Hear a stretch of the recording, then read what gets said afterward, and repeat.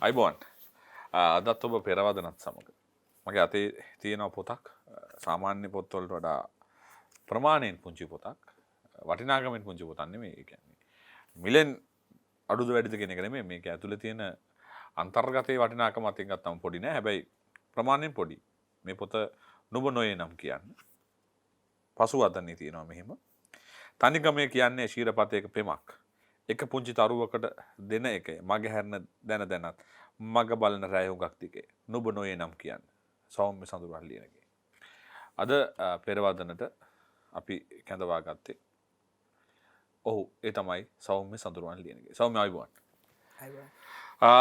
බොහෝ පෙම් කවි ලියූ පසුවද සියුම් කැපුමක් මෙන් රැඳී නොලී කවියක් තිබිය නොහැකිද හදේ යම් ඍතුමක් තිබේ. අතරම සෞම්‍ය එහෙමද? බොහෝ පෙම් කවි ලියූ පසුවත් සියුම් කැපුමක් මෙන් රැඳී නොලී කවියක් තිබිය නොහැකිද හදේ යම් ඍතුමක් තිබේ. මං හිතන්නේ මේ ඕක මට විතරක් පොදු එකක් නෙමෙයි මේ අපි හැමෝගෙම ජීවිතවල මේ ජීවන නොලියපු කවි තමයි වැඩිපුර තියෙන්නේ. ඒ කියන්නේ අපි කවි ලියනවද නැද්ද කියන එක නෙමෙයි. අපි කවියද නැද්ද කියන එක නෙමෙයි. කවියද නැද්ද කියන එක නෙමෙයි. හැබැයි මේ අපිට කියා ගන්න බැරි වෙච්ච එහෙම නැත්නම් ලියා ගන්න බැරි වෙච්ච කවි තමයි අපේ ජීවිතවල වැඩිපුරම තියෙන්නේ මං හිතන විදිහට. ඒව තමයි වැඩිපුරම රිද්දන්නෙත්.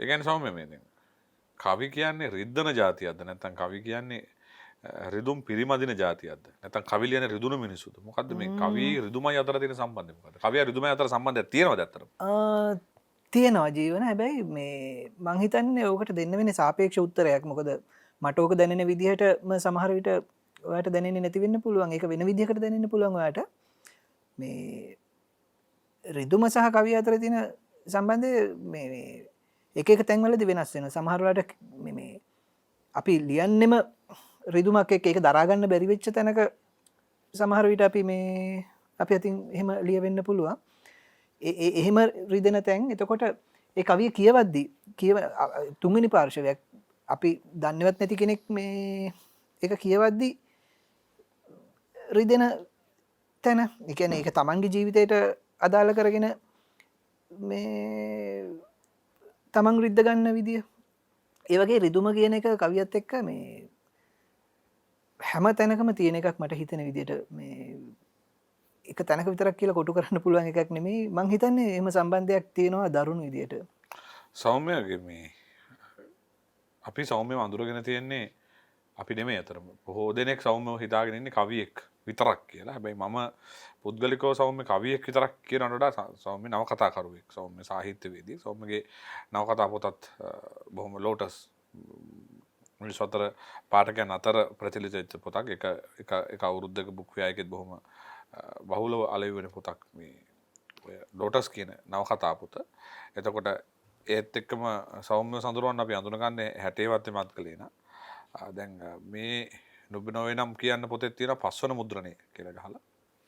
එතකොට කවියෙක්ට සාහිත්‍යකරුවෙක්ට මේ සමාජ ක්‍රමය ඇතුලේ පවතින්න පුළුවන්ද සෞම්‍ය දැන් ඔබ සාහිත්‍යකරුවෙක්නේ. ඔබේ වෘත්තීය සාහිත්‍යකරුවෙක්ද නැත්නම් ඔබ වෘත්තීය ලියන්නෙක් විදිහට ඔබ හඳුන්වා දෙන්න කැමතියි. එහෙමයි.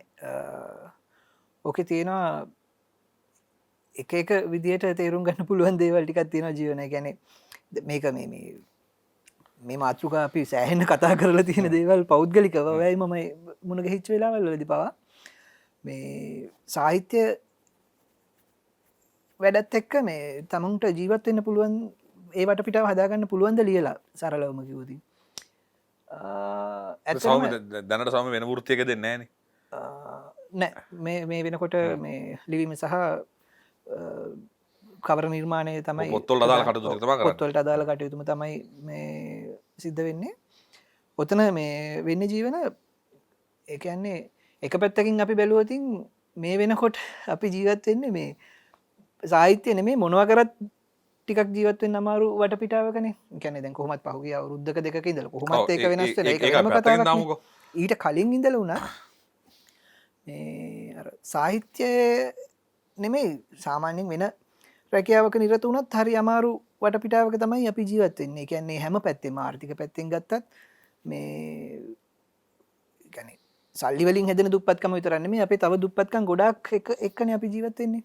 ඉතින් මං හිතන්නේ මේ ඒක සාහිත්‍යය තුළ හරි අපිට පුළුවන් ඒක මේ වැඩි බේරගන්න පුළුවන් හැබැයි එච්චර ලේසි වැඩක් නෙමේ ඉතින් කොහොමත් මොන දේ කරත් මේක ඇතුළේ මේ පහසුවෙන් ජීවත්වෙන එක ඔයකට හේතුව දැන් මම සෞම්‍ය මෙහෙම ඒක මෙහෙම කියන්නකෝ දැන් මිනිස්සු නොමරනා නගරක මල් ශාලාවලට මිනි පෙට්ටි සාප්පු වලට රැකියාවක් නැති වෙනවනේ. එතකොට මිනිස්සු නොකියවනවා නම් මිනිස්සු සාහිත්‍යයට ළඟ නැත්තම් පොත්පත් කියවන්නේ නැති යුගයක නම් මේ අපි ජීවත් වෙන්නේ. ඔබට හෝ මට පොත් එක්ක ජීවත් වෙලා මේ පොත් එක්ක වෘත්තිකයෝ බවට පත් වෙන්න බෑ. දැන් ඔබ එකඟද මේ කියන කතාවට? ඒ කියන්නේ මිනිසුන් නොමරන නගරයක මල් ශාලා ඉදි නොවෙනවා වගේම මේ පොත් නොකියවන කාලයක් දැවිලා තියෙන සෝම. මිනිස්සු පොත් කියවන්නේ නැද්ද ඇත්තටම? මෙහෙමයි. එහෙම අපිට කියන්න පුළුවන් කමක් නැහැ ජීවනේ. මොකද මේ නෑ ඔබට හිතන විදිහට ඔබට පේන විදිහට කියවන මිනිස්සු ඉන්නවා ගොඩක්. හැබැයි මේ ධාරණය කරගන්න මිනිස්සු හරි අඩුයි. එහෙම ප්‍රශ්නයක් තියෙනවා. අපිට ඒක පොදු ප්‍රශ්නයක් ඉස්සර ඉඳලම තිබුණු ප්‍රශ්නයක්. මොකද එහෙම නැත්තම් ඒ කියන්නේ මේ කෙනෙකුට ප්‍රශ්නයක් එන්න පුළුවන්. මට නිතරම එන ප්‍රශ්නයක් මේක. මේ මම දන්නේ මේක මේක හරි ප්‍රශ්නයක්ද නැද්ද කියන්න මම දන්නේ නැහැ. හැබැයි මට නිතරම කාලයක් තිස්සේ මගේ හිතින් මං අහන ප්‍රශ්නයක් තමයි මහගමසේකරයන්ගේ කවි කියවපු සමාජයක් එහෙම නැත්නම් රත්නශ්‍රී විජේසිංහයන්ගේ කවි කියවපු සමාජයක් මෙච්චර අප්සෙට් වෙන්න පුළුවන්ද කියන ප්‍රශ්නේ ජීවන මට ඉස්සර ඉඳලම තිබුණා. ඒ කියන්නේ මේ සාහිත්‍යය හරහා දෙයක් කරන්න සාහිත්‍ය හරහා මේ සමාජයට කිසියම් බලපෑමක් කරන්න පුළුවන් කියන මතය අපි ඉගෙන ගන්න ඕනේ. ඒ කියන්නේ අපිට මේ එහෙම අදහසක් තියෙනවානේ.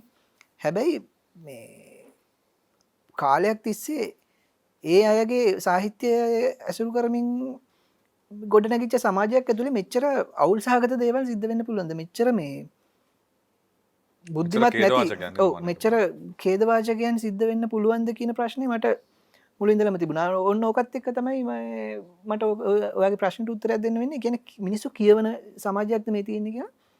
මේ කියවනවා මොකද පොත් කියන කර්මාන්තය කියන්නේ ලේඛකයාගේ එයාගේ ජීවිකාව එයා ජීවත් වෙන්න ඒ වටපිටාව හදාගන්න විදිහ සම්බන්ධයෙන් ප්‍රශ්න තිබුණත් මුද්‍රණ කර්මාන්තය සහ පොත් ප්‍රකාශන කර්මාන්තය කියන එක මේ අපේ රටේ සෑහෙන උඩ තැනක තියෙන දෙයක්. ඒ කියන්නේ ඒක හරහා සෑහෙන මිනිස්සු ප්‍රමාණයක් ජීවත් වෙනවා. හැබැයි ඒ කියන්නේ ඒකේ අර්ථය තමයි මිනිස්සු පොත් ගන්නවා කියන එකනේ. හැබැයි මේ ගන්න තරමට කියවුවට කියවන තරමට ඒක ඔලුවට දාගන්නවද කියන එකේ ප්‍රශ්නයක් තියෙනවා. සහ මේ වෙනකොට මේ ඒ කියන්නේ ඒ කියවන්න ලැබෙන හැම දෙයක් ඇතුළේ මෙහෙම ඔලුවට දාගන්න දෙයක් තියනවද නැද්ද කියන ප්‍රශ්නේ වෙනම එකක්. ඒක අපිට කියන්න පුළුවන් දෙයක් නෙමෙයි. කියන්නේ තොරා බේරා ගැනීම ඇතුළේ ඒක විසඳ ගන්න ඕන දෙයක් නේ. හැබැයි මේ කියවන්න මෙච්චර දේවල් තිබිලත් මේ වටපිටාව මෙච්චර අවුල් සහගත වෙන්නේ මං හිතන විදිහට මේ කියවීමේ ප්‍රශ්නයක් නෙමෙයි. ඒක මේ තමන්ගේ ඇතුළට දාගැනීමේ ප්‍රශ්නයක් තියෙන්නේ මං හිතන විදිහට. මහගමසේකරගේ කවිවලත් තියෙනනේ හෙල්ලුම් කරන සමාජයේ පාලමුඩ මම ඉන්නේ කොහේ යන්නද මෙහෙ යන්නද මෙහෙ යන්නද කියලා දන්නේ නැතුව කියලා. සංක්‍රාන්ති කලියුගේ හෙල්ලුම් කරන සමාජය කියලා. එතකොට දැන් සේකර කවි ලියන්න පටන් ගන්න කාලෙ වෙද්දිත් ඔය අප්සෙට් එක සමාජෙ තිබිලා තියෙනවා සෞම්‍ය. එතකොට හැබැයි අපි දඹදිව යුගයේ ඉඳන් පොත් ලිව්වේ මේක හදන්න. හැබැයි තාමත් ඔබත් උත්සාහ කරනවා මේක හදන්න. අපේ පරම්පරාවේ ලේඛකයොත් මේක හදන්න උත්සාහ කරනවා. දැන් සෞම්‍ය මේ මෙතන ඊළඟ ප්‍රශ්නේ මම ඔබෙන් අහන්නේ මේ කලින් ප්‍රශ්නේ සම්බන්ධ දෙයක්වත් නෙමෙයි. ඇත්තටම දැන් සෞම්‍ය උදාහරණයක් ගන්නවා සේකරව සහ රත්නශ්‍රීව. එතකොට සෞම්‍ය මේ සාහිත්‍යකරුවෝ අපිට දැන් උදාහරණ වලට ගන්න. නැත්තම් පොත් වලට ගන්න. නැත්තම් නිර්මාණ වලට ගන්න ඉන්නේ මියගිය ටික විතරද ඇත්තටම. අපේ රටේ ජීවත් වෙච්ච නැත්තම් රත්නශ්‍රී විජේසිංහලාගේ පරම්පරාව විතරද ඉන්නේ. ඉන් පස්සේ ආපු තරුණ පරම්පරාව ඔබ තරුණේ. හැබැයි මේ තරුණ පරම්පරාවට සම්මානුවලදී ඒගොල්ලොන්ව පැසසෙනවා අඩු ගතියක් සමහර තැන්වලදී පේන්න තියෙනවා. එතකොට මේ ඒ වගේම මේ නිර්දිෂ්ට ග්‍රන්ථවල මේක ආගේවත් නමක් ගමක් නැහැ පොතක් නැහැ. දැන් ඔබේ පොතේ කවියක් අපේ නිර්දිෂ්ට ග්‍රන්ථයකට කවදාවත් ගිහිල්ලා නැහැ. විශ්වවිද්‍යාල වලට තාම හරියට අරගෙන නැහැ. හැබැයි අපේ පරම්පරාව ඔබේ පරම්පරාවට ඒක වෙන්න ඕනේ. ඉතින් මොකද්ද මේ ප්‍රශ්නේ දැන්? ඔය කියන සේකරගෙන් ඉගෙනගෙන මිනිස්සු හැදුන්නේ නැහැ වගේම ඉතින් ඔබේ යුගයේ තියෙන සාහිත්‍යයෙන් ඉගෙන ගන්න මිනිස්සු හැදෙයි ඉතින් එතකොට. මෙහෙමයි ඒකේ එක පැත්ත තමයි ඔකට ටිකක් කොටස් වශයෙන් දෙන්න තියෙන උත්තරයක් තියෙන්නේ ජීවන. මේ එකක් තමයි සාමාන්‍යයෙන් පොදුවේ අපේ රටේ නිකන් අපිට නිරීක්ෂණය කරද්දී අපිට නිරීක්ෂණයක් විදිහට ඒක පේන දෙයක් මේ සාමාන්‍යයෙන් මේක මම පුද්ගලිකව මට කියාගන්න දෙයක් නෙමෙයි. අපේ වගේ රටවල් වල අර මොකකට හරි දෙයකට වටිනාකමක් ලැබෙන්න අවශ්‍ය අවස්ථාවේ නෙමෙයි ගොඩක් වෙලාවට ඒ වටිනාකම ලැබෙන්නේ. ඒ කියන්නේ මංගල සමරේ මහත්තයා මිය ගියාට පස්සේ කවි ලියනවා ඒ වගේ තමයි. ඒක ළඟම උදාහරණයක්. ඒ වගේ මේ මම පුද්ගලිකව මගේ ලිවීමක් ගැන මම වර්ණනා කරගන්නවා නෙමෙයි මම කියන්නේ මගේ පරම්පරාවේ ඉතාම හොඳින් වැඩ කරමින් ඉන්න ඉතාම හොඳින් ලියමින් ඉන්න සෑහෙන පිරිසක් ඉන්නවා. ඒ අයගේ ඒ අයව හරියට මිනිස්සු අතරට ගිහිල්ලා තියෙනවද? ඕකේ ඔය ප්‍රශ්නේ තියෙනවා එක තැනක. ඒ වගේම තමයි අපි අර මේ කාලයක් තිස්සේ අපි අහන දකින්න අර පරම්පරා ගැටුම ඒ කියන්නේ ඒක හැමතැනම තියෙන හැමතැනම හැම කාලෙකම තිබ්බ ප්‍රශ්නයක් නේ ජීවන. මේ කියන්නේ මේ අපේ කාලේ තමයි හොඳම කියන මේ ජනප්‍රිය කතාව ජනප්‍රිය මේ වචන ටික ඒ කියන්නේ සාහිත්‍ය විතරක් අදාළ දෙයක් නෙමෙයි. ඒක අපේ ගෙවල් වල පවා තියෙනුනේ අපේ තාත්තලා කියන්නේ මේ දැන් කාලේ වගේ නෙමෙයි අපේ කාලේ කියලා. ඔය කතාව ආරායදන පරම්පරා ගැටුම කියන එකත් මං හිතන විදිහට සාහිත්‍යය තුළ මේකට බලපාලා තියෙනවා. හැබැයි මං හිතන්නේ ඒක අපි මේ අදාළ කරගන්න ඕනේ කාරණයක් නෙමෙයි. මං හිතන්නේ දේවල් සිද්ධ වෙන්නේ එහෙම තමයි. ඒක තේරුම් ගැනීම ඊට මේ මං හිතන්නේ වඩා හොඳයි මේ ඒ කියන්නේ ඒක තේරුම් අරගෙන ඒකත් එක්ක වැඩ කරන එක. ඒ කියන්නේ ඒක කිසිසේත්ම හේතුවක් නෙමෙයි මං හිතන්නේ කරන දේ නවත්තන්න. නෑ කරන දේ නවත්තන එක නෙමෙයි ස්වාමී මං කියන්නේ. කරන දේ කලකිරීම වගේ. ඒ කියන්නේ කලකිරීම නෙමෙයි. ඒක අපිට කරගත්තොත් නේ කලකිරීම කියන ප්‍රශ්නය තියෙන්නේ. මම කියන්නේ ඊට වඩා වෙනස් කතාවක්. දැන් ඔබ කියනවා මහගමසේකරලාගේ කවිකයෝ පරම්පරාවක් කොහොමද මෙහෙම අවුල් උනේ? අප්සෙට් උනේ කොහොමද කියලා. ඒක ඇත්ත ඒක ප්‍රශ්නයක් තමයි. තුම්මන් හන්දිය කියෝ මිනිස්සු කොහොමද මේ යන්නේම නැතුව අතරමං උනේ. එතන අර්බුදයක් තියෙනවා. හැබැයි මේ අර්බුදයට හේතුව නිර්මාණය වෙන්නේ සෞම්‍ය. දැන් අපේ කාලේ අපේ පරම්පරාවේ නිර්මාණ අපේ පරම්පරාව විසින් බාරගත්තේ නැත්නම් වැළඳගත්තේ නැත්නම් ඒ පරම්පරාව විසින් ඔබේ නිර්මාණ කියවන්නේ නැහනේ. ඔබ දෙන පණිවිඩය ඕන විසින් අවබෝධ කරගන්නේ නැහනේ. උන්ට මේක තේරුම් බේරුම් කරගන්න එපා. අපි විසින් හදාගෙන තියෙනවා අද වෙනකොට මම දන්නේ සෞම්‍ය මේකට එකඟද නැද්ද කියලා. අපි විසින් හදාගෙන තියෙනවා සම්මානිත පොත් කියන ඉහළ ශානරයක්. මේ සම්මානිත පොත් ටික තමයි අපි බුක් ෆෙයාර් එකට ගිහලා ගෙදර ගෙනියන්නේ. ඔබේ පොතට සම්මානයක් නොහම්බුනොත් ඔබේ පොත මිනිසුන්ගේ පොත් ලැයිස්තුවට එන්නේ නැහැ. ඒ ලැයිස්තුව ඇත්තටම සෞම්‍ය නිර්මාණය කරන එකක්. එතකොට මේ ලැයිස්තුවට තරුණ නිර්මාණකරුවෝ බොහොම අඩුයි මුණ ගැහෙනවා. ඔවුන්ට නිතර මග ඇරෙනවා අයයි. මං අහන්නේ දැන් ඔබ ඒකට එකඟද? බොහෝ විට මේ සම්මාන රාත්‍රීන් වලට අපේ තරුණ නිර්මාණකරුවන් මග ඇරෙනවා කියලා එකක් ඔබට දැනෙන්නේ නැද්ද? මෙහෙමයි. ඕකට මට උත්තර දෙන්න වෙන්නේ ජීවන. ඒකට උත්තර දෙන්න බයයිද මේ ඒ කියන්නේ ප්‍රකාශකයන්ගේ සංගමයෙන් වාගේ පොත ඊළඟට සම්මාන වල නිර්දේශ කරන්න නැති වෙයි කියලා අවුලක් තියෙනවා. නෑ එහෙම බයක් නම් නැහැ. මේ මොකද නෑ මම ඒකට උත්තර දෙන්න බය නෙමෙයි ජීවන මට තියෙන්නේ. ඒ කියන්නේ මේ මට ඔකට පැති දෙකකින් උත්තර දෙන්න ඕනේ. ඒ කියන්නේ දැන් මම එන්නෙත් පුද්ගලිකව මාව මිනිස්සු දැනගන්නෙත් 2013 රාජ්‍ය සම්මාන හම්බ වෙන 60 මග්දලේන පොතට රාජ්‍ය සාහිත්‍ය සම්මාන හම්බුනාට පස්සේ තමයි මගේ පොත ගැන එම අවධානයක් හම්බ වෙන්නේ. නමුත් රාජ්‍ය සම්මාන හම්බෙච්ච පොත් ලැයිස්තුව ලංකාවේ තියෙන ප්‍රධානම පොත් අලෙවි කරන තැන නැත්නම් ප්‍රධාන අපි පිළිගත යුතුනේ කොළඹ ජාත්‍යන්තර පොත් ප්‍රදර්ශනයේ තමයි ලංකාවේ තියෙන ප්‍රධානතම පොත් ප්‍රදර්ශනය. මේක තමයි පොත් වැඩිපුරම අලෙවි වෙන තැන. හැබැයි එතනදී අවසර නැහැ නේද? රාජ්‍ය සම්මාන හම්බෙච්ච පොත මේකට රාජ්‍ය සම්මාන හම්බුණා කියලා එළියේ බැනර් කට් අවුට් දාන්න බෑනේ. ඔව් එහෙම ප්‍රශ්නයක් තියෙනවා. ඒ කියන්නේ හැබැයි දාන්න පුළුවන් පොත් ජාතිකුත් තියෙනවා. ඔව් එහෙම මේ එකක් තියෙනවා. ඒවා අර ඒ කියන්නේ ඒ වැඩේ සංවිධානය කරන අයගේ තීරණත් එක්ක මේ සිද්ධ වෙන දේවල්නේ. එහෙම ප්‍රශ්නයක් එහෙම ඒක ප්‍රශ්නයක් නේද මන් දන්නේ නැහැ. එහෙම ගැටලුවක් තියෙනවා. ඒක එහෙම එකක් තියෙනවා. එහෙම එකක් තියෙනවා මේ හැබැයි අර සම්මාන කතාවට අප අවතින් මේ මම එන්නෙත් 2013 එහෙම මට කලින් අවුරුද්දේ මහින්ද ප්‍රසාද් මස්සිඹුලයිගේ මේ හිරුත්හිම පියල්ලක පොතට මම කියන කවි පැත්තෙන් එයාට සම්මානය හම්බෙන්නේ 2013 අවුරුද්ද හම්බ වෙන්නේ 2012ට අදාළව හැබැයි ඊට කලින් ඔය ප්‍රශ්න ඒ කියන්නේ ලක්ෂාන්තයට ඊට කලිනුත් ලැබිලා තිබුණා මේ රාජ්‍ය සම්මාන ඒ වගේ අවස්ථා කීපයක ඕක වෙනස් වෙනවා දැන් මට මහින්ද මස්සිඹුලයකින් පස්සේ මට සහ එහෙම අවුරුදු කීපයක ඕක පොඩ්ඩක් අර තරුණ පරම්පරාවේ අයට එහෙම සම්මාන ලැබිච්ච වෙලාවල් තිබුණා හැබැයි පොදුවේ දැනටත් මං හිතන්නේ මේ ඔයා කියපු ප්‍රශ්නේ එතන තියෙනවා ඒ කියන්නේ මම විශ්වාස කරන්නේ නැහැ සම්මාන දෙන්න සම්මානයක් දිය යුතුයි එහෙම නැත්නම් පොතක ඒ කියන්නේ සම්මාන කියන්නේ ඇත්තටම වැඩෙන් එළිය තියෙන දෙයක් මේ ඒ කියන්නේ සම්මාන බලාගෙන ලියන්නවත් එහෙම නැත්නම් සම්මානයක් ලැබීම නිසා පොතක් මාකට් වෙන්න ඕන කියන එක තැනවත් මම නැහැ ඒක මටත් එහෙම ලැබුණා එහෙම අවස්ථාවක් මටත් ලැබුණා උනත් මම ඒක කියන්න ඕනේ සම්මානයක් කියන්නේ පොතක මේ ගුණාත්මක බව හරි එහෙම නැත්නම් ඒක මිනිස්සු අතරට යන්න ඕනේද නැද්ද කියන එක තීරණය කරන සාධකයක් වෙන්න ඕනේ නැහැ මේ සාධකයක් කරගන්න ඕනේ නැහැ ලියන එක ඊට වැඩිය නිදහසේ මේ වෙන තැනක තියාගෙන කරන්න ඕනේ වැඩක් මේ හැබැයි දැන් ඔය සම්මානත් එක්ක දැන් ඔයාම මතක් කරපු මේ ජාත්‍යන්තර පොත් ප්‍රදර්ශනය සහ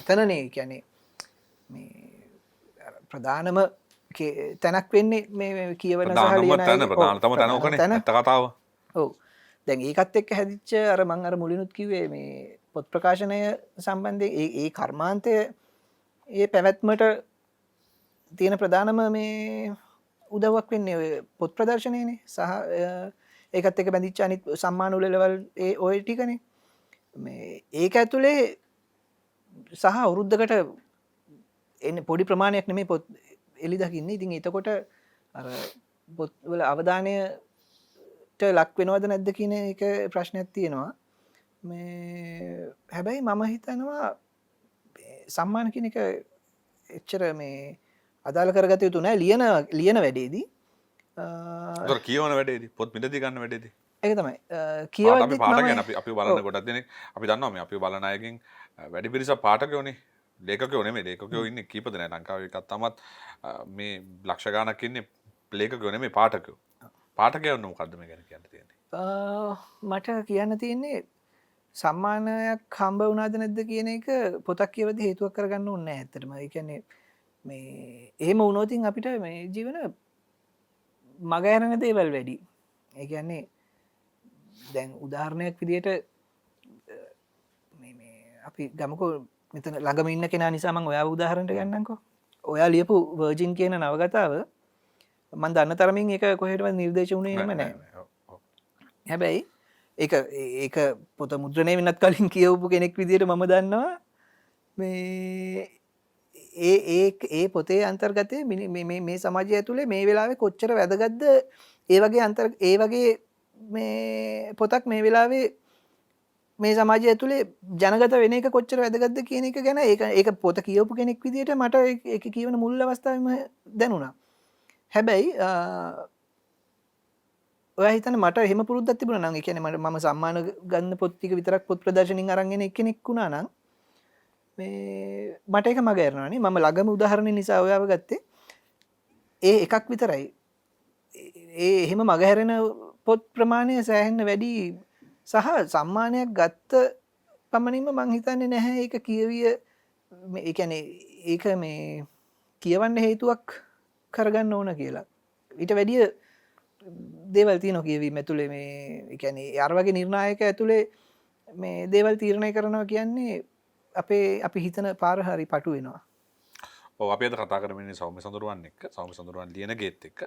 සෞම්‍ය සඳරුවන් ලියන ගේත් එක්ක අතරම මේ කතා කරනකොට ඔහු කවියෙක් වුණා කතාකරුවෙක් මේ සියල්ලෙම එපිටට ගියපු නැත්නම් මේ සියල්ලේම තවත් එක කොටසක් වෙච්ච පොත් කර්මාන්තය ගැන අපිට ඔහුත් එක්ක කතා කරන්න පුළුවන්. ඇත්තට මේ පොත් කර්මාන්තය ගැන කතා කරනකොට මේ සෞම්‍ය හැම වෙලාවෙම උත්තර දෙනකොට කියනවනේ මේකේ දෙපැත්තක් තියෙනවා ඒ වගේ මේ කතාවෙන් මට කියන්න තියෙන්නේ මේ කතා මේ අපි මේ විරාමෙන් පස්සේ කතා කරන පොත් කර්මාන්තය ගැන කතා කරන කතාවේ දෙපැත්තක් තියෙනවා.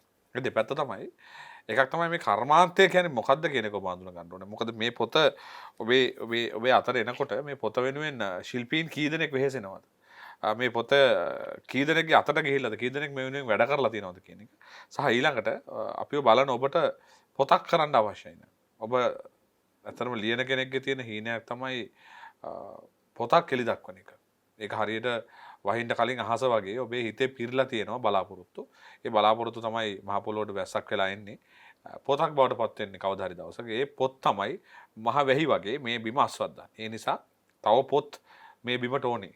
තව පොත් බිහි වෙන්න ඕනේ. අමාරුවෙන් හරි පොත් ලියන්න ඕනේ. එහෙනම් පොත් කියවන්න අපි බලාගෙන ඉන්නවා. පාඨකයෝ බලාගෙන ඉන්නවා. අපි බලාගෙන ඉන්න ප්‍රේක්ෂකයෝ සියලුම දෙනා පොත් කියවන අය. ඒ නිසා අපි ඒ ගැනත් කතා කරමු මේ විරාමයෙන් පස්සේ. එහෙනම් අපි විරාමයකට ගිහලා ආයෙත් හමු වෙමු සෞම්‍ය සඳුරුවන් ලියන කියව.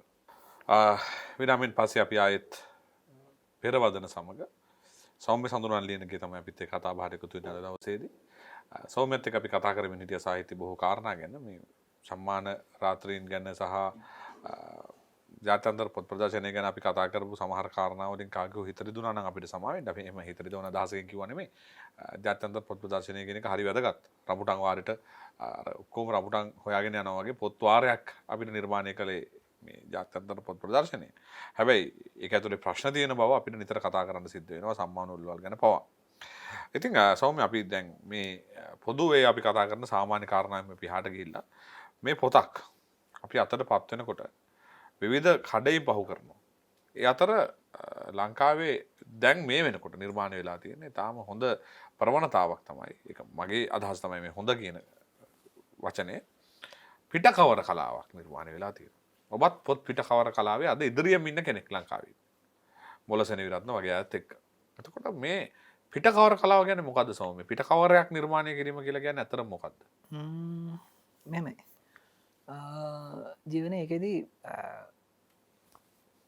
මේ වෙනකොට වෙනස් හැඩයක් එකට නිර්මාණය වෙලා තියෙනවා කියන එක මම පිළිගන්නවා. සහ මේ ඕක මේ අද ඊයක වෙච්ච එකක් නෙමෙයි, කාලයක් තිස්සේ සිද්ධ වෙච්ච දෙයක විකාශනයක් විදිහට තමයි අපිට ඒක තේරුම් ගන්න වෙන්නේ මේ වෙලාවේ අපි කරමින් ඉන්න වැඩ ටික.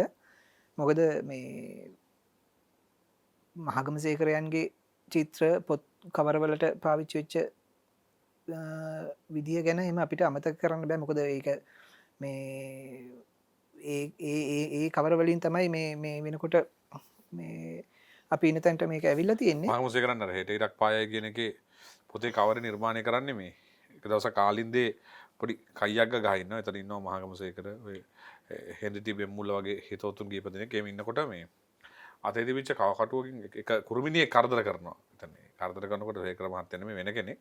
ඒ කුරුමිනියාට ගහනවා කවකටුවකින්. නේද? කවකටුවෙන් අර කුරුමිනියා හිල්ලලා ලේ ගලාගෙන යනවා. ඒ චිත්‍රය තමයිලු හෙට ඉරක් පාය පොතේ කවරේට පහුකාලීනව ගත්තේ කියලා කියනවා. ඒ වගේ සිද්ධි තියෙනවනේ. ඒ වගේ එතකොට මේ මහගමසේකරයන් වෙනත් කතුවරුන් වෙනුවෙන් නිර්මාණය කරපු පිටකවර තියෙනවා සෑහෙන්න. මේ මොකද ඔහු චිත්‍ර ශිල්පියෙක් නිසා සුනන්ද මහේන්ද්‍රයන්ගේ පොත්වලට එම කාලයක් තිස්සේ එක දිගටම ඒ හැම පොතකම පිටකවර නිර්මාණය කරලා තිබුණේ මහගමසේකරයන් කියලා සුනන්ද මහේන්ද්‍ර මහාචාර්යතුමා මට මුණ ගැහිච්ච වෙලාවක දවසක් කිව්වා. එහෙම එතන ඉඳලා තමයි මේ ඒ කාලේ ඉඳලම තමයි අපිට මේක ගැන මේ පොඩ්ඩක් කතා කරන්න වෙන්නේ. එක එක දැන් ඕක වෙන්නේ දැන් ඩිසයිනින් කියන විෂය ගත්තොත් එහෙම ඒකෙත් කාලෙන් කාලෙට එන ප්‍රවණතා තියෙනවානේ.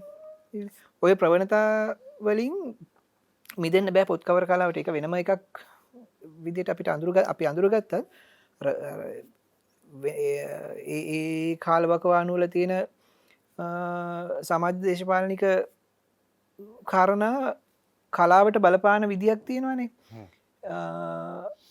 ඒ බලපෑම පොත් කවර ඇතුළේ තියෙනවා. ඒ කියන්නේ සහ තාක්ෂණය දැන් මේ වෙනකොට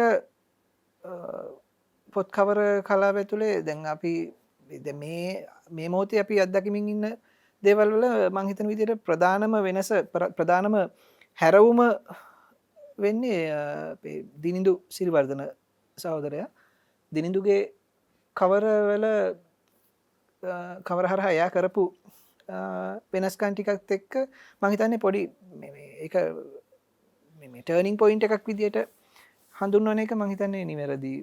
එතනින් පස්සේ ඊට පස්සේ මූලසේන විරත්න සංජයපා ඔය වගේ ප්‍රධාන කවුරු නිර්මාණ ශිල්පීන් කීප දෙනෙක් අපිට මුණ ගැහෙනවා මේ වෙනකොටත් වැඩ කරමින් ඉන්න අය කීප දෙනෙක් ඊට කලින් පුෂ්පානන්ද ඒකනායක මහත්මයා එතකොට මේ සිසිර විජේසිංහ මහත්මයා ඒ වගේ ලොකු පිරිසක් ඉන්නවා මේක ඇතුලේ කවරයක් හදන එකෙත් අර මම නිතර කියන එක තමයි. ඒ කියන්නේ මේක මට සාපේක්ෂව මම දෙන උත්තරේ. මම කවර නිර්මාණයක් කවරයක් හදද්දී මම පාවිච්චි කරන ක්‍රමවේදය ගැනයි මට කියන්න වෙන්නේ. සාමාන්‍යයෙන් කවරකින් පොතක් මනින්න බැහැ කියන ප්‍රසිද්ධ අදහසක් තියෙනවානේ. හැබැයි කොච්චර බැහැ කියලා කිව්වත් අපි කරන්නේ මේකනේ. ඉතින් ඒක නිසා පළමු මුණ ගැසුම අපි කියන්නේ අර ඔක එක්සිස්ටිං ෆස්ට් ඉම්ප්‍රෙෂන් පළවෙනියම දැක්කම පළවෙනිම අපි අඳුනගන්නේ මුණ දිහා බලලා හිනාවෙන් හෝ කතාවෙන් බෑ මයින්ඩ් මිනිසා කිව්වට ඒ වගේ තමයි පොතත් අනිවාර්යයෙන්ම පළවෙනිම දකින්නේ මේ පොතේ මුණනේ. ඔව් ඒක එක කාරණයක්. ඊට පස්සේ ඒකත් එක්ක බැඳිච්ච තව ලොකු කාරණයක් තියෙනවානේ ප්‍රකාශනය පැත්තෙන්. ඒ කියන්නේ පොත් කර්මාන්තය පැත්තෙන් ගත්තොත් පොත විකුණා ගැනීම සම්බන්ධයෙන් තියෙන ආකර්ෂණය එතනදි ඕක මේ කියන්නේ සැලකිය යුතු බලපෑමක් කරනවානේ. ඔන්න ඔය කාරණා ටික ඔක්කොම පොදුවේ මේ අදහසක් ගන්න ඒ අදහසක් තියාගෙන තමයි කවරයක් කරන්න වෙන්නේ. සහ සමහර වෙලාවට සමහරු කියන අවස්ථා අපි දැකලා තියෙනවා. ඒ කියන්නේ කවර කියන එක එච්චර වැදගත් නැහැ. කවරේ අදාළ වෙන්නේ නැහැ. පොතක් විකිනන කවර කියන්නේ මේ නිකන් එච්චර ලොකු දෙයක් නෙමෙයි කියන අදහසුත් අපි දැකලා තියෙනවා. සමහර මේ තැන්වලදී. හැබැයි මම විශ්වාස කරනවා කවර කියන්නේ සෙල්ලමක් නෙමෙයි. කවරකට පුළුවන් හොඳ පොතක් හොඳ අන්තර්ගතයක් තියෙන පොතක් අතුගාලා දාන්න පුළුවන් කවරකට. ඒ වගේම මේ එච්චර උඩට මේ හැකියාවක් නැති එච්චර පාඨක අවධානයක් දිනා ගන්න බැරි වෙන පොතක් පවා හිතන්නේ නැති අවධානයක් ගන්න පුළුවන් ඒ පොතේ කවරේ හරහා. කියන්නේ මේ වෙනකොට මේ පොත් කර්මාන්තය ඇතුලේ අපිට කැමති වුණත් අකමැති වුණත් මුහුණ දෙන්න වෙන ඇත්තක් ඒක. ඒ කියන්නේ කවරේ වැදගත්. කවරේ කියන්නේ සෙල්ලමක් නෙමෙයි. ඉතින් මම කවරයක් කරද්දී පුද්ගලිකව මම ඒක වෙනුවෙන් දරන මහන්සියක් තියෙනවා. සහ මට වැය වෙන කාලයක් තියෙනවා. මේ දැන් සාමාන්‍යයෙන් පොතක කවරයක් කරද්දී මම කියන්නේ නවකතාවක් කෙටි කතාවක් කවි පොතක් වගේ දෙකදී මේක ටිකක් ගොඩක්ම විශේෂ දෙයක්. පොත කියවලා ඒක කරන්න ඒකට යන කාලයක් තියෙනවා. ඕක මම එහෙම පැහැදිලි කරන්නම්කෝ. දැන් පොත කියවගෙන යද්දි මේක මම කවරයක් හදද්දි මම පාවිච්චි කරන ක්‍රමවේදය සහ මගේ අත්දැකීම. අපි පොත ඇතුළට කිමිදීගෙන යනවා ජීවන. කිමිදීගෙන ගිහිල්ලා ඒකේ පතුලෙම තියෙන මේ මොනවා හරි අපිට අහුවෙන ප්‍රධානම දේ තියෙනවනේ. අන්න ඒක අල්ලගෙන අපි කරන්නේ ආපහු උඩට එනවා. දැන් ඔය කාරණා ටික ඔක්කොම සිද්ධ වෙන්නේ මේ කවර හදන්න පටන් ගන්න කලින් පොත කියවන අතරේ. ඒ කියන්නේ කවරයක් හදනවා අනිවාර්යයෙන් පොත ඔබ කියවනවා. අනිවාර්යයෙන්ම ඒ කියන්නේ සමහර අවස්ථා තියෙනවා අපිට කියවන්න වෙන්නේ නැති ටිකක් හදිසි කාලසටහන් වල වැඩ කරන්න වෙන වෙලාවල් තියෙනවානේ. එහෙම නැතුව මං කියන්නේ සාමාන්‍ය තත්ත්වයන් යටතේ මං අනිවාර්යයෙන්ම පොත කියවනවා. එහෙම කියවන්නේ නැතුව මේ ඒක ටිකක් අසම්පූර්ණයි කියලා මට පුද්ගලිකව දැනෙන නිසා මං එහෙම ඒ වෙලාව ඉල්ලගන්නේ. අනිවාර්යයෙන්ම ඒ ප්‍රකාශන ආයතනයෙන් හරි එහෙම නැත්නම් ඒ කතුවරයාගෙන් හෝ කතුවරියකින් මං අනිවාර්යයෙන්ම මේ වෙලාව ඉල්ල ගන්නවා පොත කියවන්න. ඒ කිමිදීම සහ ඒ අල්ලගෙන එන ඒ කියන්නේ පොතේ තියෙන අපිට පුළුවන් අපිට අහුවෙන හොඳම තැනින් අපි ඒක ආත්මයම අල්ලගන්න අපිට පුළුවන් නම් ඒක අරගෙන ඇවිල්ලා කවරය ඇතුලේ විසිරුවන්න අපිට පුළුවන් නම් මං හිතන්නේ ඒ කවරේ ඒ පොතට හොඳ සාධාරණයක් කරනවා කියන විශ්වාසය මට තියෙනවා. දැන් හැබැයි ඕක තමයි මගේ ක්‍රමය. ඒත් එක්කම මේ කර්මාන්තය ඇතුලේ තියෙන තව දේවල් තමයි කියන්නේ දැන් මගේ ක්‍රමය ඇතුලේ ගොඩක් වෙලාවට ඒක අසාර්ථක වෙන්න තියෙන ඉඩ අඩුයි. මොකද මට පොඩි මේ අවබෝධයක් තියෙනවා. ඔව් සහ මේ වෙළඳ ප්‍රචාරණය සම්බන්ධයෙන් මගේ මං කරපු රැකියාවන් එක මට තියෙන මේ අවබෝධය මට තියෙන අත්දැකීම් ටිකකුත් මට ඒකට පාවිච්චි කරන්න පුළුවන් නිසා මගේ වැඩක් ඇතුලේ මට ඒක ටිකක් මැනේජ් කරගන්න පුළුවන් කියන විශ්වාසය මට තියෙනවා සහ ඒක මේ අපේ ගොඩක් වැඩ ඇතුලේ ඒක අපිට කරගන්න පුළුවන් වෙලා තියෙනවා. මොකද ඒක සාමූහික වැඩක් නිසා ප්‍රකාශන ආයතනත් එක්කත් කතා බහ කරලා ඒ කියන්නේ එයාලට අවශ්‍ය දේකුත් තියෙනවානේ. හැබැයි ඕකේ දැන් මේ වෙනකොට තියෙන එකක් තමයි දැන් අපිට පොතේ කතෘ යෝජනා කරනවා එකක්. ඒක ජීවන ඒ කියන්නේ ඒක අපිට කිසිම විදියකින් අසාධාරණයි කියලා කියන්න බෑ. මොකද පොත එයා පොතේ අයිතිකාරය විදියට ඒ පොත සම්බන්ධයෙන් වැඩිම ආදරයක් තියෙන ඒ මනුස්සයාට. ඉතින් එතකොට මේක නිකන් තමුන්ගේ දරුවෙකුට ඇඳුමක් අඳිනවා වගේ හැඟීමකින් තමයි ඒ කියන්නේ මුලින් ඉඳලම එයා තීරණය කරලා තියෙනවා.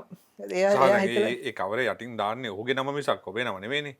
ඒකනේ. කවරෙත් එක්ක යන්නේ මම ලිව්වනම් මගේ නම. ඔව්. මේ එයා මුලින් ඉඳලම සැලසුම් කරපු දේවල් තියෙනවා.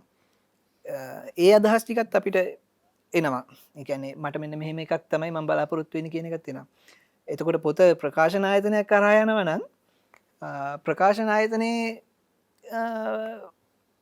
කට්ටියගේ අදහස සමහර විට අරකට එක්ක මේ සමපාත වෙන්නේ නැහැ. ඕ මේක මොකද ප්‍රකාශන ආයතනයකට පොතක් ඇතුළේ බේර ගන්න ඕන ගොඩක් දේවල් තියෙනවානේ. ඒ කියන්නේ මේ පොතට වියදම් කරන මුදල සම්බන්ධයෙන් මේ අවදානමක් තියෙනවා. ඒවා ඒ කියන්නේ ඕනම වියදමක් අවදානම් වියදමක් නේ මේක ඇතුළේ. ඒ කියන්නේ එන්නත් පුළුවන් නොවෙන්නත් පුළුවන් වගේ අවදානමක් තියෙනවානේ ඕනම දෙයක. ඒක නිසා ඒ වියදම් කරන මුදල බේර ගැනීම සහ මේකෙන් මේ ඒ පොත පාඨකයන් අතරට යවා ගැනීමේදී කවරේ තියෙන ආකර්ශනීය බව ගැන ප්‍රකාශන ආයතනය සැලකිලිමත් වීම ඒකත් ඊටාම සාධාරණයි. දැන් ওই දෙකම ওই දෙපැත්තකින් අපිට මේ කවරයක් නිර්මාණය කරක් දෙනවා. එතකොට ඕක බැලන්ස් කරගන්න එක තමයි ප්‍රධානම දේ. දැන් එතකොට ඒ දෙකට අමතරව දැන් මට ඒ පොත ඇතුලේ හොයාගන්න පුළුවන් වෙච්ච දේවල් ටික. එතකොට ඒක තමයි තුනක් වෙන්න පුළුවන්. ඔව් ඒ අදහස් තුනක් වෙන්න පුළුවන් ගොඩක් වෙලාවට. එතකොට දැන් මම සාමාන්‍යයෙන් වැඩ කරන්නේ සීමිත මේ ප්‍රකාශන ආයතන කීපයක් එක්ක තමයි මම ගොඩක්ම වැඩ කරන්නේ. එහෙම වැඩ කරන්න හේතුව තමයි එහෙම වැඩ කරද්දී අර හැදෙන අන්‍යෝන්‍ය අවබෝධය හරි ලේසියෙන් වැඩ කරගෙන යන්න පුළුවන්. ඒක තව ප්‍රශ්නයක් තියෙනවා. ඒක අපි ඊළඟට අහමු. අපි කතාව කියාගෙන යමු. ඉතින් මං හිතන්නේ කවරේ කියන එක සෙල්ලමක් නෙමෙයි. ඒ කියන්නේ අපිට ඕනම එකක් කරලා පොතක් එළියට දාන්න පුළුවන්. හැබැයි මේ පොත එතනින් එහාට යන ගමන තීරණය කරන්න කවරේ අනිවාර්යයෙන්ම වැදගත් වෙනවා. දැන් සෞම්‍ය මේ ඔබ කියනවා මම වැඩ කරන්නේ ප්‍රකාශන ආයතන කීපයක් එක්ක විතරයි කියලා. මේ ප්‍රශ්නය පුද්ගලික නෑ මං අහන්නේ. මේ ප්‍රශ්නේ ඔබට පුද්ගලික වුණාට මං කියන්නේ ආයතන මෙන්න මේ ආයතනය ගැන මම අහනවා නෙමෙයි. ඇත්තටම සෞම්‍ය ඔබ හිතනවාද ඔබ ප්‍රකාශකත් එක්ක නිතර ගනුදෙනු කරන කෙනෙක් විදිහට මට තේරෙනවානේ.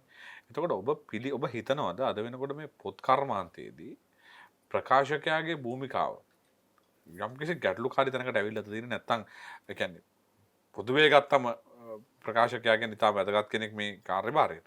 හැබැයි අර කීප දෙනෙක් විතරක් තෝරගන්නවා කියනකොට මට දැනුණා නිකන් හුඟක් එක්ක වැඩ කරන්න බෑ. ගොඩක් අයත් එක්ක වැඩ කරන්න එක අමාරුයි. එහෙම ප්‍රශ්නයක් තියෙනවද ඇත්තටම මේක තුල? මෙහෙමයි. එතනදී එක පැත්තක් එක ප්‍රශ්නයක් තමයි ජීවන කාලය. ඒ කියන්නේ පොතක් වෙනුවෙන් මම වැය කරන කාලය මං ඉල්ලන කාලය මට දෙන්න බැරි නම් මට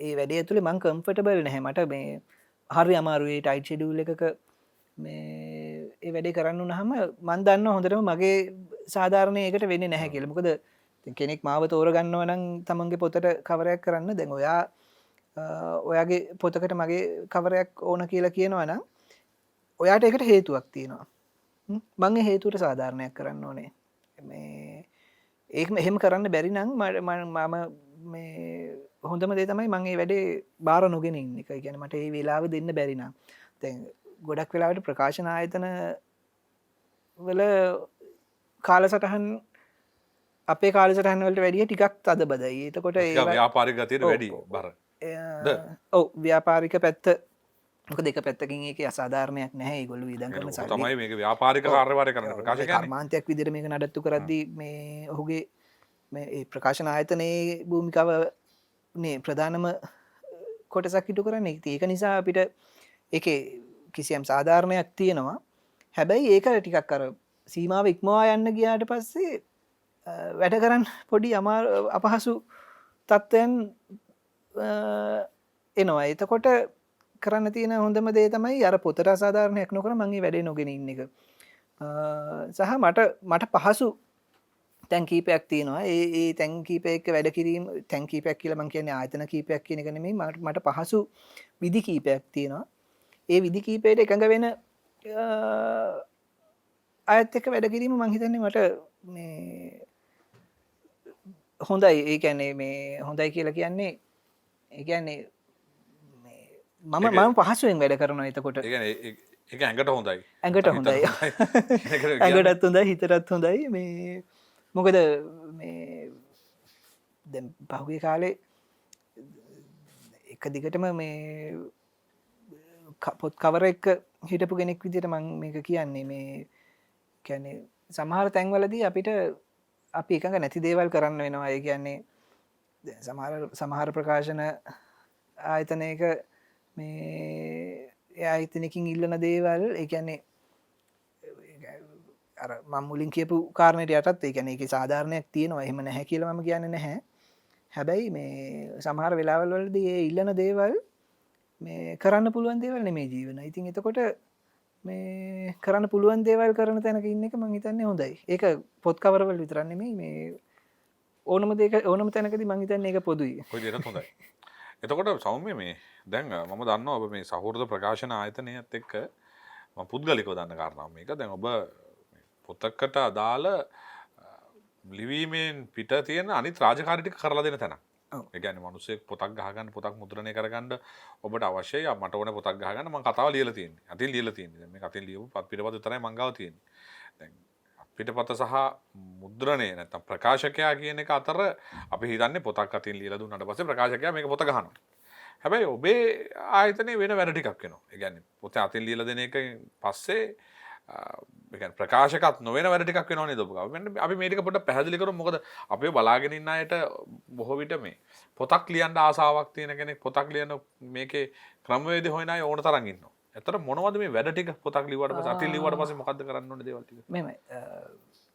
කෙටියෙන් පැහැදිලි කරොත් ඒ කියන්නේ කරුණු එකින් එක පැහැදිලි කරොත් එහෙම අතින් ලිව්වට පස්සේ අපි ඒක මේ ඒ කියන්නේ තමන්ගේ අත්තකුරින් අපිට මගේ අත්තකුරු සමහර විට ජීවනට කියවන්න අමාරු වෙන්න පුළුවන්. නැත්නම් ජීවනගේ අත්තකුරු මට කියවන්න පුළුවන් වේද බැරි වේද කියන්නේ මම දන්නේ නැහැ.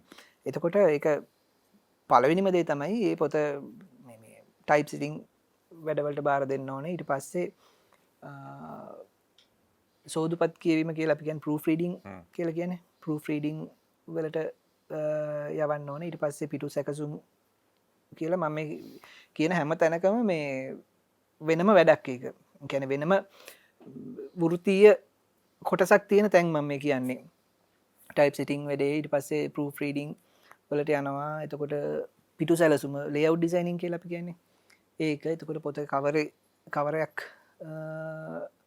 නිර්මාණය වෙන තැන. එතකොට දැන් මේ වෙනකොට ටිකක් තව මේක මේ දියුණු තැන්වලට ගිහිලා තිනවා. මේ ගොඩක් වෙලාවට මේක ප්‍රකාශන ආයතන මැදිහත් වෙලා කරන දෙයක්. ඒක කියන්නේ පොතේ අලෙවි කරන සැලැස්මක් හදන එක. ඒක අපිට කලින් එච්චරම ලොකුවට තිබ්බ දෙයක් නෙමෙයි මේ කර්මාන්තය ඇතුළේ. හැබැයි දැන් මේ වෙනකොට ලංකාවේ තිබ්බ දෙයක්. ලංකාවේ මම කියන්නේ ඒක පිටරටවල වල එච්චර අලුත් දෙයක් නෙමෙයි. හැබැයි පොතේ මාකටිං ප්ලෑන් එකක්. කියන්නේ මේ පොත විකුණන්නේ කොහොමද? කවුරු අතරද මේක යන්නේ? මේ මොකද්ද අපි පාවිච්චි කරන ක්‍රමවේද? ඔය ටිකක් බරපතල වැඩක්. ඔය ටික තමයි ප්‍රධානම දේවල් ටික. ඊට අමතරව අපි මෙච්ච අපිට එකැන අපේ රට ඇතුළේ තාම අලුත් දෙයක් තමයි ජීවන සංස්කරණය කියන එක. ගැනේ ඇත විදෙස් රටවල්ලන්න මේට ආයතන පවාතින ආයතන පවතින සහ ප්‍රකාශන ආයතන මැදිහත් වෙලා ගොඩක් වෙලාවට පොතේ සංස්කරණ කටයුතු සිද්ධ කරනවා. එතකොට එකන්නේ ඒ රටවල් වල ගොඩක් වෙලාවට මන් දකින හරි ලස්සනම දෙයක් තමයි එකැන පොත් කර්මාන්තය තුළ මන්දකපු ලස්සනම දෙයක් තමයි මේ එකැන ඒක ඒ වැඩේ තන අපේ රට ඇතුළ සිද්ධන වගේ පුද්ගලයක් බැඳිච්ච දෙයක් නෙමේ ඒක ඊට වැඩිය කර්මාන්තයක් විදිට හරි මේ ලස්සනට ප්ලෑන් වෙලා තියෙන දෙයක් මේ ගැන් දැ මම පොතක් ලියනවනං මට ඒක මම ඒක ලිවට පස්සේ මගේ වැඩ ටික ඉවරයි ට පස්සේ ඒක සංස්කරණය කටයුතු සිද්ධ වෙන එක චිත්‍රපටියක් අපි කරත් අපි චිත්‍රපටියක අපි දකින දේවල්ටික තියන්නේ ඒ වගේ සංස්කරණය කිරීම එතකොට මේක මාකට් එක ඇතුළේ කොතන අපි ප්ලේස් කරන්න එතනට මොනවද මේක මේ පොතේ තියෙන අදාළ නැති දේවල් තියෙනවාද එහෙමනම් අපිට මොකද කරන්න ඔන්න කාරණ ඔක්කොම සංස්කරණය කියන එක මේ පොතේ කෑලි අඩු කරන එකතු කරන එකක් විතරක් නෙමේ ඊට වැඩිය බරපතල එක පහුගි දවසක සම්මානුල්ලකුණා වගේ වෙන පොතකින් කෑලි ටිකක් කරගෙන මේ පොතට එකතු කරලා ඒ පොත නිර්මාණය කරනවා කියන එකක් නෙමෙයි ඒ සිම්බල් කරන වගේ ඉන්සර්ට් කරනවා වගේ වැඩක් නෙමෙයි මේ ඒ කියන්නේ මම ඔයාලට හොඳ උදාහරණයක් කියන්නම් ජීවන දැන් මේ අපේ සහෘද දෙක හරහාම ආපු එකක් නිසා මට ඒක කියන්න පුළුවන් මේ අපි සංස්කරණය කරපු වැඩක් නිසා ඒ එක පොතක දැන් අපි පොත කියවද්දී මොකද අපි කීප දෙනෙක් කියවනවා අපි නිතර අපි ප්‍රකාශනය පැත්තට වැඩි නැඹුරුවක් නැති වුණාට මොකද අපේ තියෙන්නේ ඊට අමතර අනිත් තාක්ෂණික වැඩ සම්බන්ධයෙන් තමයි අපි අපේ මැදිහත්වීම ගොඩක් තියෙන්නේ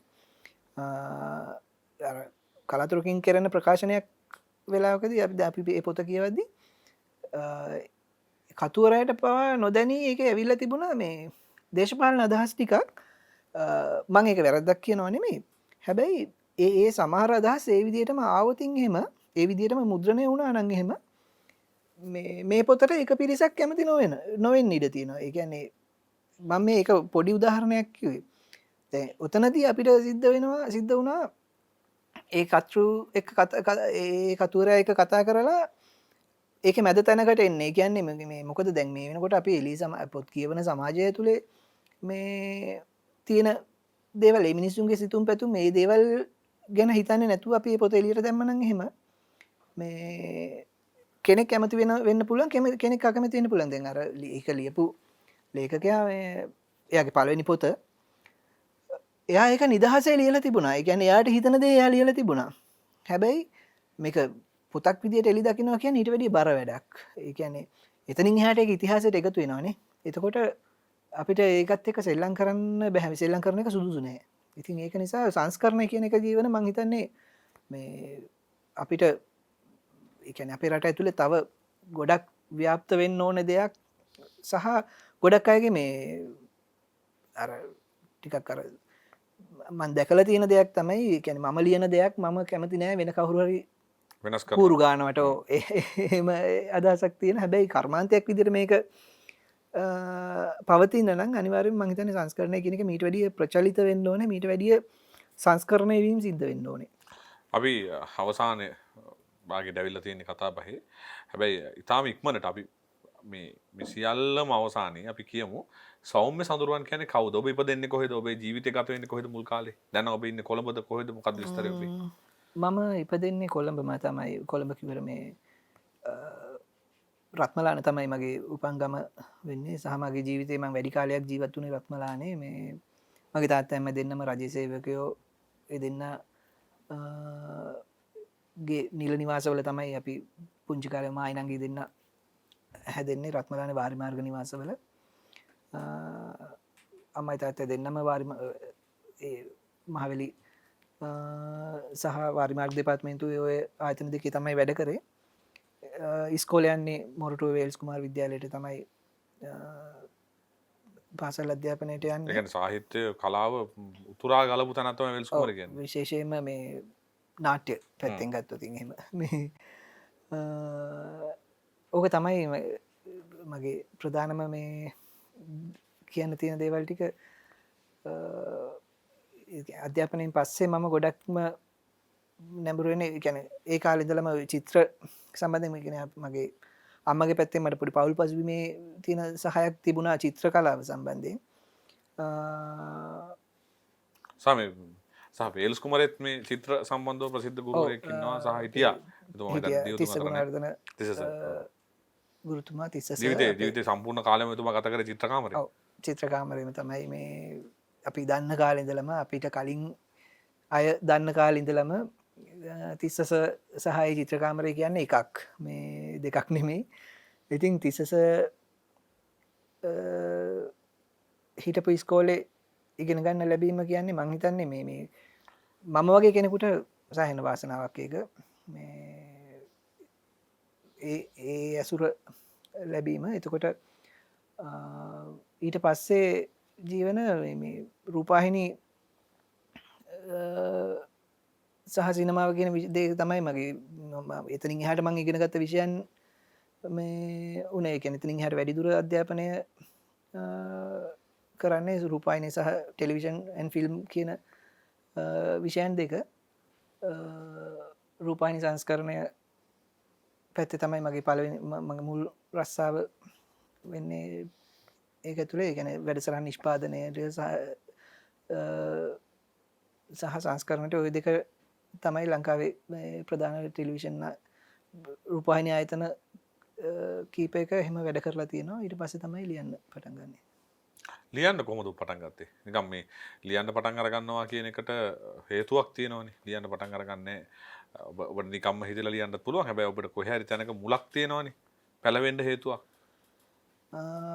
මම හිතන්නේ ඒක තනිකර මහම්බයක් කිව්වොතින් හරි අහම්බයක්කටත් වැඩිය මන් දන්න ඒ කියන්නේ මම ඉස්කෝල යන කාලේ මම එච්චර ජනප්‍රිය නැහැ ලියන්න මොකද ඒක දැන් ඔබ වගේ දැන් ඔයාගේ පාසල් කාලේ ඉඳලම දැන් අපි මුණ ගැහෙන කාලේ වෙනකොටත් ඒ කියන්නේ ඔයා එලෙවල් කරන කාලේ 2007 8 වගේ නේ අපි මුණ ගැහෙන්නේ ඒ කාලේ ඉඳලම ජීවන ජනප්‍රියයි ලියන්න හැබැයි මගේ ඒ කාලෙදි මාව එහෙම කවුරුවත් දැනගෙන හිටියේ නැහැ මේ මම ජනප්‍රිය මේ මම ටිකක් මේ ගොඩක් අය දැනගෙන හිටියේ චිත්‍ර සම්බන්ධයෙන් චිත්‍ර සහ සංගීත විෂය සම්බන්ධයෙන් ඒකනේ එතනත් පොඩි කතාවක් තියෙනවා සෝම චිත්‍ර සහ සංගීතය කියන දෙකම එක්කෙනෙක් ගාව තියෙනවා දැන් අද ඒ මොනසයා පොත් ලියනවා සම්මාන ගන්නවා කවි ලියලා ඒතකොට මේ ඔක්කොම ටික එකතු වුණාම සංගීතය කොහමද අවුරුදු 10ක් 12ක් තිස්සේ සංගීතය සම්බන්ධ වැඩ කීපයක් කරා ඒ අතරේ අර චිත්‍ර සම්බන්ධ ලොකු සින්දු කියන්නේවත් පුළුවන් බය වෙන්න බෑ සාමාන්‍ය වැඩසටහන සේන සින්දුවක් කියලා පෙන්නන්න කියන්න හදන නෙමෙයි මේ ගායනයට වැඩිය වාදනය පැත්තෙන් මේ තමයි කාලයක් වැඩ කරේ ඊට පස්සේ චිත්‍ර කලාව සම්බන්ධයෙන් ලොකු උසස් අධ්‍යාපන ලොකු හැදෑරීමක් මං කරේ නැහැ හැබැයි මට මේ දැන් කරන පොත් කවර හැදීම පැත්තෙන් හරි මට ඒ පසුබිම එන්නේ එතනින් මොකද මගේ අම්මට හොඳට අඳින්න පුළුවන් සහ මගේ පරම්පරාවේ හැමෝම හොඳට අඳින්න පුළුවන් අය ඉතින් ඒ පසුබිම තිබුණා ලිවීම කියන එක පටන් ගන්නේ මං හිතන්නේ මේ මට හරියට මතක නැහැ මම පාසල් කාලේ එහෙම ඒ වැඩේට එච්චර ප්‍රසිද්ධ ඒ වැඩේට එච්චර දක්ෂ නැහැ නෙමෙයි මට මම ඒක එහෙම මම ලියනවා කියලා කවුරුවත් දැනන් හිටියේ නැහැ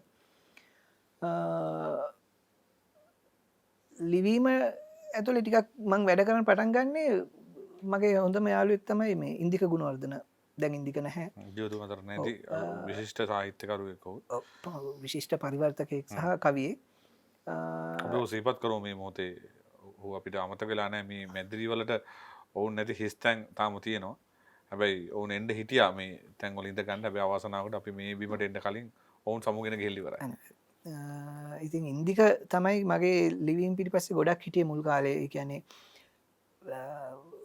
ඉන්දික මං අඳුනගන්නෙත් Facebook එකෙන් ඊට පස්සේ ඒ කාලේ ඉන්දික සයිබර් ස්පේස් එක ඇතුලේ ලියන එක ප්‍රචලිත කරන්න සිංහලෙන් ලියන එක ප්‍රචලිත කරන්න සෑහෙන්න මහන්සියක් ගත්ත කෙනෙක් ඉන්දික කියන්නේ එතකොට සිංහල යුනිකෝඩ් වගේ දේවල් එච්චර ජනප්‍රිය නැති කාලේ මං කියන්නේ මීට අවුරුදු 12කට විතර කලින් ඉන්දික ලියන්න පටන් ගන්න ෆෙස්බුක් එක තුළ ලියන්න පටන් ගන්න ඒ ආභාෂයත් එක තමයි ඉන්දික ලියනව කියවන පුරුද්දම් මට තිබුණා සහ ඉන්දිකත් එක් ඒ ආශ්‍රය තුළ තමයි මට මම ටිකක් වැඩියෙන් ලියන්න පටන්ගත මං ඊට කලින් ලිව්වට මේ ටිකක් වැඩියෙන් ලියන්න පටන්ගත සහ කීප දෙනෙක් හරි මං ලියන දෙයක් කියවන්න පටන් ගත්තේ ඔන්න ඔය කාලේ ඉන්දිකවත් හම්බවෙච්ච ඉන්දිකත් එක්ක ආශ්‍රය පටන් ගන්න කාලේ ඊට පස්සේ මගේ හැටවත්තේ මක්දලෙන පොත ඇතුළෙත් වැඩි මහන්සියක් තියෙනවා ඉන්දිකගේ කියන්නේ ඉන්දික මේ කාලෙත් තිස්සේ මට කියමින් හිටිය ඔය කවි ටික පොතක් ගහමු කියන එක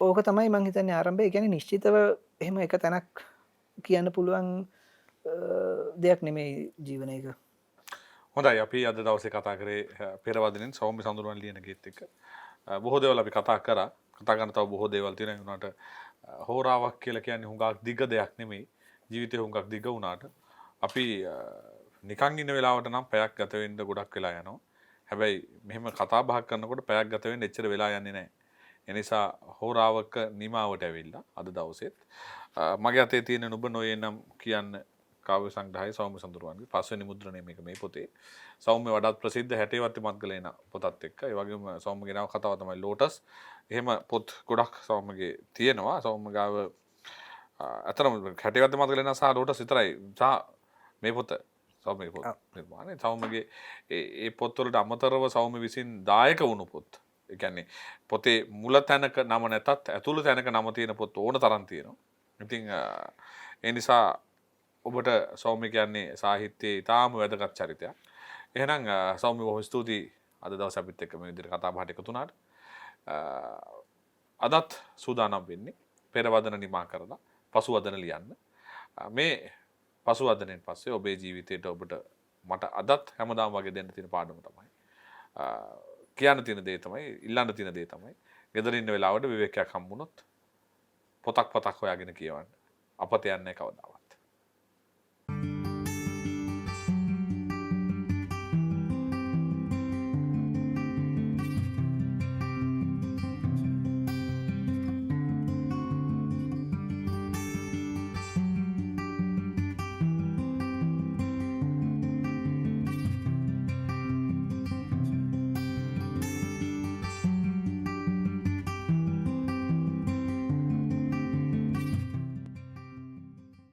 මෙවැනි වටිනා වැඩසටහන් නැරඹීමට ජයමග TV YouTube නාලිකාව සබස්ක්‍රයිබ් කර සීනුව ලකුණ ක්ලික් කරන්න.